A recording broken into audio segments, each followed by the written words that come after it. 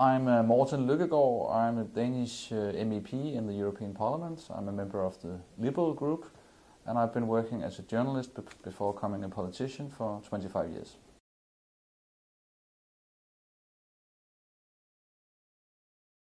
I think the worst immediate danger is that we have a very fragmented image of journalism today in the world.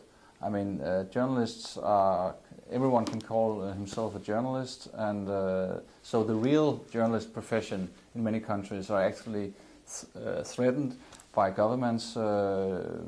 Bloggers, also calling themselves journalists, are threatened by governments, by dictators, by one-state parties. So what we see is actually much more people being threatened as journalists in various countries. I think so. So if you look at the people under threat, calling themselves journalists or working as journalists, I think the numbers are actually sky high at the moment. First of all, I think we need a global standard for this, and then we need all member states of international organizations like the UN, like the EU, to actually live up to these standards.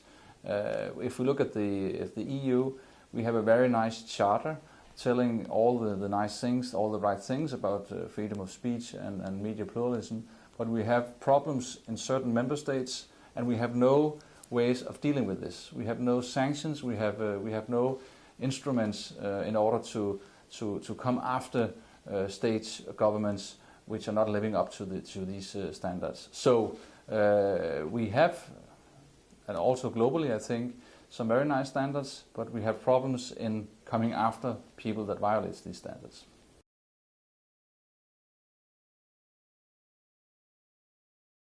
As I already said, I mean, organizations like the EU can definitely improve the situation by living up to the standards that we already have. At the moment we have a big debate in the European Parliament and in the EU as such about how to force member states to live up to these standards, because we only have one article, Article 7, that is called the atomic bomb, because this weapon can only be used once, and we need other instruments. I have personally suggested that we get a European Ombudsman for press freedom and media pluralism, because we need independent instruments, independent organizations to take care of this.